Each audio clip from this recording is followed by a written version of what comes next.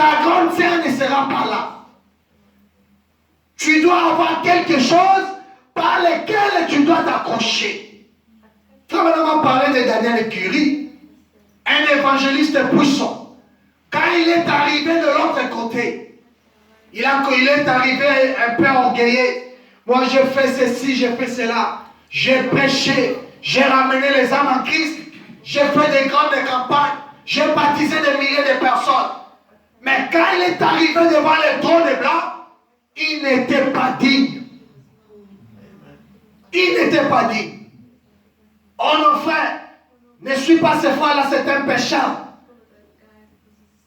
Toi, tu appelles notre pécheur, et toi qui es-tu? Nous sommes tous des pécheurs sauvés par la grâce. Amen. Ce qui nous fait vivre, c'est la grâce de Dieu. Amen. Quand la personne se fait baptiser, il reçoit le Saint-Esprit. Qu'est-ce qu'il vient après? C'est la vie de Christ. Galates 5, 22. Le fruit de l'Esprit va se manifester. Je peux lire ça. Parce que tu ne vas pas nous dire que tu es chrétien, mais la vie de Christ, on ne voit pas, non. On ne voit rien, on ne voit que des critiques, des problèmes, des problèmes. Tu as des dettes, tu ne veux pas payer. Tu as des problèmes, tu ne veux pas résoudre. Même tu te dis quand même un chrétien. Moi, ça m'étonne que quelqu'un se dit chrétien, mais on ne voit pas la vie de Christ se manifester. Frère, moi aussi j'ai des problèmes à résoudre. Mais je ne veux pas être un pont pour quelqu'un d'autre. Vous servir des ponts, non. Venir à l'église, parler, et moi-même la vie ne change pas. Frère Branham me dit, j'aimerais avoir une prédication vécue qu'une prédication prêchée. Amen. Tu prêches et tu vis ta prédication. Amen. On ne veut pas de ce genre de prédicateurs. Amen. Nous voulons un prédicateur qui nous parle et qui vit. Amen. Parce que la vie, c'est comme de l'huile. C'est comme cet oiseau-là. Comment on l'appelle? La colombe. La colombe, ce qu'il montre à l'extérieur, on dit en réalité, c'est ce qu'il y a à l'intérieur. Il n'a pas de bulle. Cette huile-là, qui embellit ses plumes, vient de l'intérieur. Si tu n'as pas quelque chose à l'intérieur, à l'extérieur, il n'y aura rien, frère. Tu peux t'efforcer. Tu ne vivras jamais la parole mot à mot. Tu ne vas pas nous parler des détails. Tu vas seulement nous parler des gros plans. Je suis chrétien. Je suis du message. Avec le fusil de Branham, avec une grosse tête ici. L'aigle ici, dans le cou. C'est bien, ce n'est pas mauvais. Nous aimons ça. Mais nous voulons voir la vie qui avait accompagné Branham, t'accompagner aussi. C'est pour ça que nous transpirons ici. Nous ne transpirons pas pour qu'après, vous puissiez nous donner de l'argent. D'ailleurs, l'offrande que vous donnez, on paye ici la salle. En tout cas, si c'est pour l'argent, je reste chez moi à la maison. Mais si pour aider quelqu'un, je viendrai toujours. Je serai toujours ici. Galates 5, 22. Mais le fruit de l'esprit, c'est l'amour, la joie. Un frère colérique. Les gens savent, n'essaye même pas. Il se fâche facilement. Tu dois briser cet esprit-là. Tu n'as pas l'amour. L'amour, c'est Christ. L'amour, c'est le Saint-Esprit. L'amour, c'est Dieu lui-même. Frère me dit, le diable peut tout imiter sauf l'amour. La joie, même quand tu es dans des problèmes, c'est comme nos femmes. Hein? Je parle des femmes en général, pas ma femme. Je parle aux femmes en général.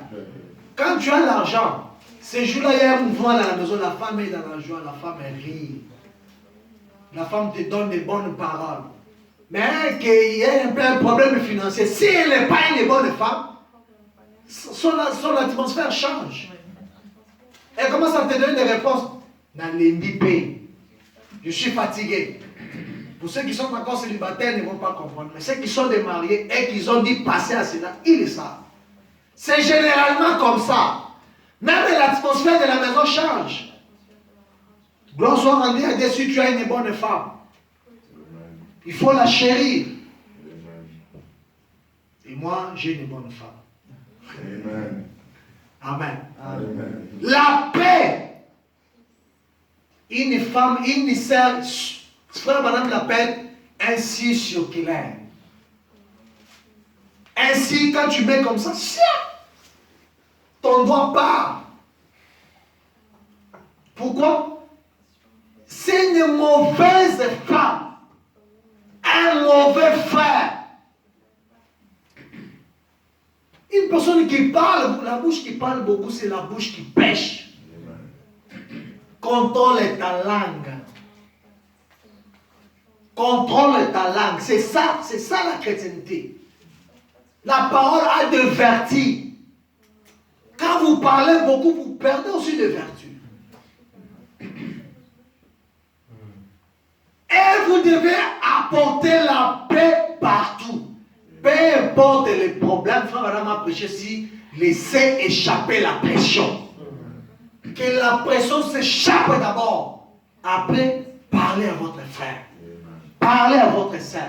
Nous venons dans l'église pour devenir des bons parents, des bons voisins, des bonnes femmes, des bons maris, des bons yaya, des bons petits frères, des bonnes petites sœurs.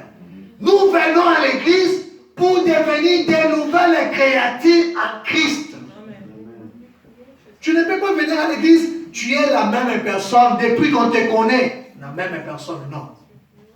Tu penses que tu n'as pas encore un absolu. Le jour où tu auras l'absolu comme Christ, Frère me dit, Christ va vous amener toujours dans la parole. That's true. Il va vous amener dans la parole. Vous pouvez lire aussi 1 Corinthiens 5 et 17, je ne vais pas lire, je passe directement. Le Saint-Esprit est votre boussole. Absolu, prêché le 27 janvier 63, paragraphe 34. La boussole n'indique que l'étoile polaire. Si vous avez le baptême du Saint-Esprit, il ne peut indiquer que Christ. Et Christ est la parole. Voilà les moyens de retrouver votre chemin. Voyez-vous, vous pouvez lever les yeux ici et dire, celle-ci brille. Cette étoile brille ici. Et peu après, elle est ailleurs. Voyez-vous, vous devez arriver à un point où c'est absolument établi. Maintenant, Christ étant l'étoile polaire, et la boussole indique toujours cette direction-là. Si vous êtes réellement sauvé, en fait, le seul moyen pour que vous soyez sauvé, c'est par Christ.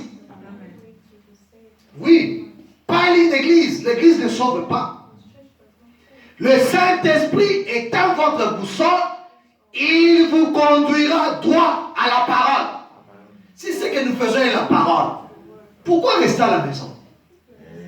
Tu es à la maison, tu sais que là les frères sont en train de prier. Toi tu regardes les YouTube. Bossons la politique. Mais le frère est en train d'adorer. Frère, si tu es chrétien, tu dois sentir quelque chose. Je te dis la vérité, tu dois sentir quelque chose. La chrétienté, c'est une vie. Ce n'est pas des paroles, c'est toute une vie. La vie de Christ dans des hommes. Il vous conduira droit à la parole. Voyez-vous, ce que je peux dire, eh bien, c'est un merveilleux. Et la parole et Christ sont un.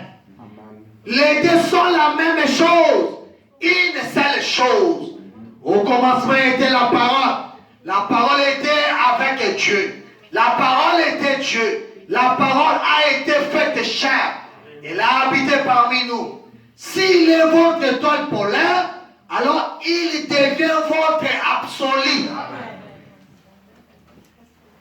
ça, c'est pour cela que j'insiste pour que les gens cherchent le Saint-Esprit. Pour que les gens cherchent cet absolu-là. Pour que celui qui n'a jamais été baptisé au nom de Jésus-Christ puisse recevoir ces baptêmes-là. On peut recevoir les baptêmes 1000 fois. Quand tu vois que ça ne marche pas, tu peux recommencer encore ton expérience. C'est ce que dit frère Branham. Vous n'allez pas me contredire. Il est aussi comme l'étoile polaire. Il est pour celui qui s'est égaré. Eh bien, j'ai fait la chasse dans le monde entier. J'ai été dans les déserts. Et parfois, l'un des meilleurs. Si vous regardez au ciel et connaissez la direction de l'étoile polaire, elle vous guide jusqu'à la sortie. Et un homme en mer, quand il est perdu, si seulement il peut repérer l'étoile polaire, il peut alors se diriger dans la direction où il va. Eh bien, c'est quand il est perdu, il cherche l'étoile polaire. Donc tu es perdu, tu ne cherches pas l'étoile polaire. Mais l'étoile polaire, c'est Christ. C'est lui qui montre le chemin. Quel est le chemin? Le chemin, la vie et la vérité, c'est Jésus. C'est la vie éternelle. Or, les autres étoiles changent de position. Mais cette étoile polaire reste juste au centre de la terre. Peu importe dans quelle direction la terre tourne, cette étoile polaire ne change pas de position. Elle indique que le nord, c'est la seule vraie étoile. Amen. Si je comprends bien, cette étoile qui est à l'extrême nord, elle vous indique votre direction. Quelle est ma direction, mon Seigneur? Ma direction, c'est l'au-delà. C'est chez moi. C'est la terre promise. C'est le Saint-Esprit. C'est le royaume. Et c'est ça que Christ est pour toi. Si vous voulez aller au ciel, écoutez frère, si vous voulez aller au ciel, si vous voulez être sauvé, si vous voulez être rempli de l'Esprit, si vous voulez être comme Christ, Christ est votre étoile polaire. Si vous êtes perdu, ne cherchez pas à prendre un credo. Il est votre étoile polaire. Il est votre chemin. Il est votre direction. Si vous le prenez, votre étoile comme votre étoile polaire, alors cela fait absolument du Saint-Esprit votre boussole. Frère Branham me dit Amen. On ne vient pas à l'église pour venir. On ne doit pas continuer à être derrière toi. Quand tu commences à te dire viens à l'air, viens à temps. On ne peut pas rester viens à l'église. Non. On le fait parce qu'on sent que tu manques encore quelque chose. Et je vous dis la vérité. Parce que si tu as Christ, Christ va t'amener directement à la parole de Dieu. Frère Branham me dit, la parole est prêchée par amour. Si quelqu'un t'aime, il te dira la vérité. Si quelqu'un t'aime, il va te montrer la parole, le chemin du retour à la maison, la vie éternelle. Il te dira, mon frère, si tu veux réussir, reste avec cette parole. Amen. Frère Branham me dit, je vous ai donné tous les conseils de la Bible. Amen. Je vous ai donné tous les conseils qu'un père peut donner à ses enfants. Parce qu'il est notre Père dans la foi. Amen. Amen. Amen. Pardonnez-moi si je vous ai scandalisé. Une trompette qui rend un son confus. Paragraphe 9. Mais la parole de Dieu n'a pas de fin. Parce qu'elle n'a pas eu de commencement. Amen. Elle est éternelle avec Dieu. Si vous y êtes ancré et que la parole est ancrée en vous, vous êtes éternel avec la parole. C'est pour ça que Frère Branham dit, un chrétien ne meurt pas. Si on vous dit que Frère Branham est mort, ne le croyez pas. Parce qu'un chrétien ne meurt pas. Quand tu es en Christ, tu es éternel. Frère Branham est allé loin, il a dit, quand l'omnipotent et l'omnipotent se rassemblent, se rencontrent, qu'est-ce que ça fait? Ça produit quelque chose. Vous êtes omnipotent. Parce que vous étiez dans la pensée d'Élohim. avant la fondation du monde. Mais que c'est au temps de la fin que vous êtes manifestés. Et quand vous êtes manifestés, lui comme le Saint-Esprit, il vient en vous, l'omnipotent et l'omnipotent, quand ils se rencontrent, qu'est-ce qui arrive? Vous devenez une boule de feu que personne ne peut éteindre. Même si on met n'importe quel genre d'eau, même si on vous jette dans l'océan, vous aurez toujours le feu. Même si on vous met au milieu des femmes nues, au milieu de ces hommes-là qui séduisent les femmes, tu resteras une boule de feu.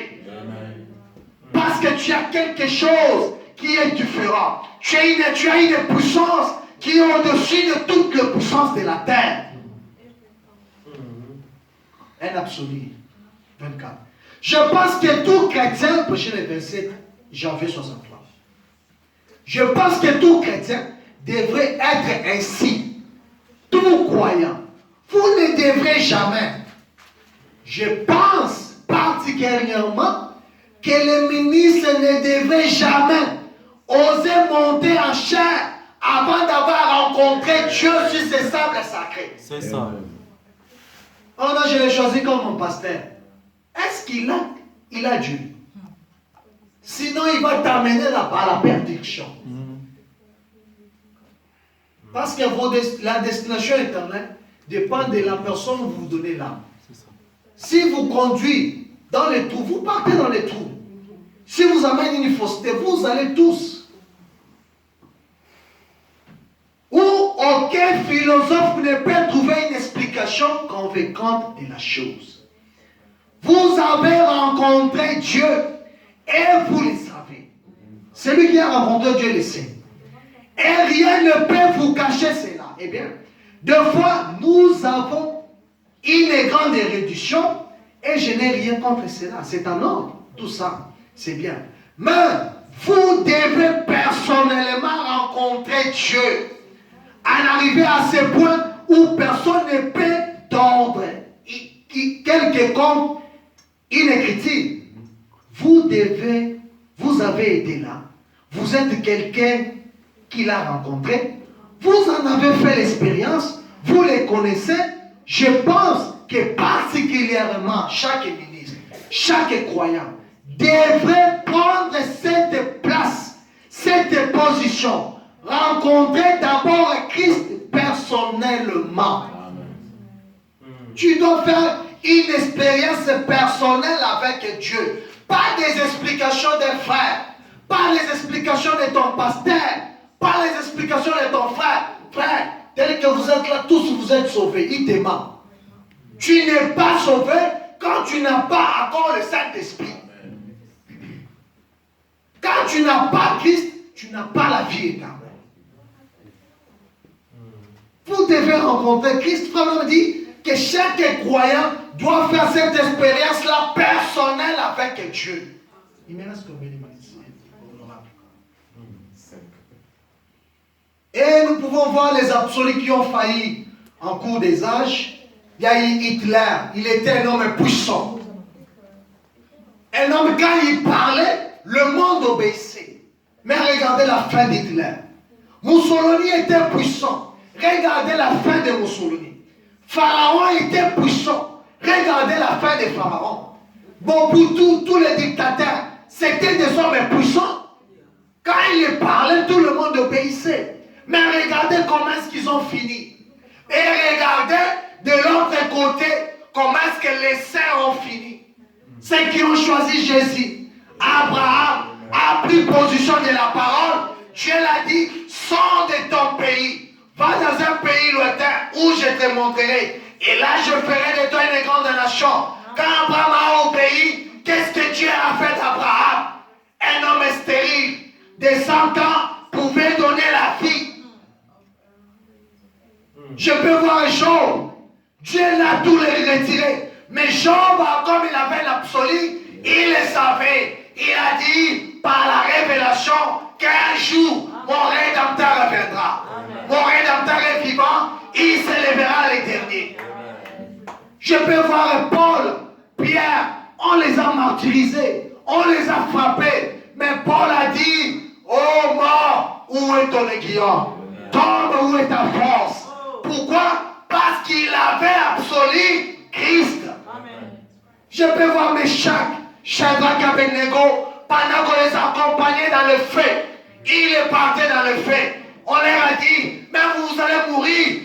Prosternez-vous seulement quelques minutes. Meshach a dit, ma Bible me dit, je n'aurai pas d'autre Dieu devant ma face. Je ne vais pas me prosterner. Même s'il veut que je meure, je vais mourir. Mais néanmoins, qu'il reste mon absolu.